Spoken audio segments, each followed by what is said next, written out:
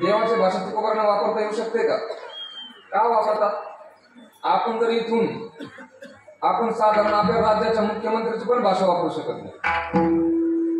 इथून जर तुम्ही फोन केला MSCB बोर्डला आणि सांगितलं अहो आमच्या गावातली लाईट थोडी कमी जास्त होते, ताबडतोब व्यवस्थित केली पाहिजे. त्यांनी विचारलं तुम्ही कोण बोलताय? तुम्ही इथून म्हटले मी महाराष्ट्राचा मुख्यमंत्री बोलतो. मुख्यमंत्री कोण आहे? सध्याचे मुख्यमंत्री कोण आहे? प्रॉब्लेम असा झालाय लोकांना नाव माहिती होतं मुख्यमंत्री बदलायला, त्याच्यामुळे सगळा गोंधळ आहे.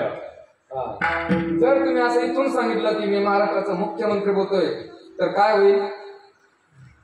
हा फोन कुठून आला याची चौकशी होईल आणि तुम्हाला अटक करतील. म्हणजे साधारण एका राज्याच्या मुख्यमंत्र्याची भाषा आपण वापरू शकत नाही. हा जगाचा मालक आहे तुकोबा आहे, त्याची भाषा का वापरतात? त्याची भाषा वापरतात त्याचे दोन कारण आहेत. विठ्ठल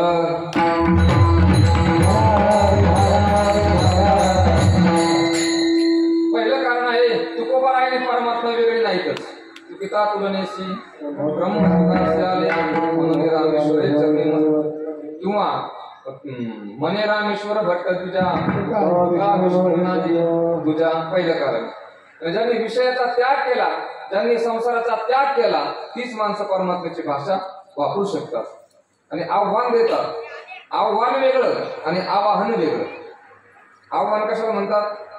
असलेल्या शक्तीला स्फूर्ती देणं, ताकद देणं, ऊर्जा देणं, याला काय म्हणतात? आव्हान. आणि आवाहन मंत्राच्या द्वारा मूर्तीमध्ये प्राण प्रतिष्ठापित करणं, त्याला काय म्हणायचं? आवाहन. आजच्या अभंगातून तुकोबाराय आव्हान देतात. कारण काय बरं आव्हान देण्याचं? तुकोबारांना गोपाळ कृष दिसले, अशक्त दिसले, दुःखी दिसले. त्यावेळेस परमात्म्याने गोपाळांना विचारलं का रे गोपाळांनो, तुम्हाला सशक्त होण्याची इच्छा आहे का? सुखी होण्याची इच्छा आहे का? तृप्त होण्याची इच्छा आहे का? गोपाळ म्हटले परमात्मा हो आहे ना. तुमच्या घरी काही खायला भेटत नाही का? गोपाळ म्हटले नाही भेटत. आमच्या घरी सर्व आहे, परंतु ते दही, दूध, तूप, ताक आमच्या डेअरीला नाही भेटत. ते कुठं जाते? डेअरीला जाते आम्हाला. तुम्हाला खायची इच्छा आहे का? गोपाळ म्हटले हो ना आहे ना. मग तुम्ही फक्त एक काम करा, सगळे माझ्या पाठीमागे या, यायचं असेल तर या. बळजबरी नाही, आग्रह नाही. कारण कोणत्या क्षेत्रात बळजबरी चालत नाही, परमार्थात तर मुळीच चालत नाही. परमार्थ करायचा असेल तर तो मनातून केला पाहिजे.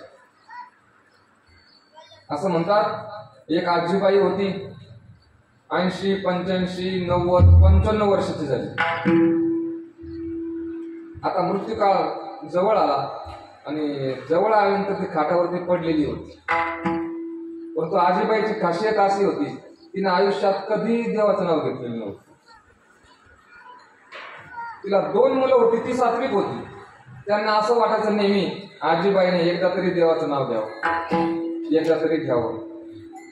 परंतु म्हातारी काही नाव घेत नव्हती. शेवटी मुलांनी प्रयत्न केला. कोणता? म्हातारीच्या नातवाचं नाव होतं रामभाऊ.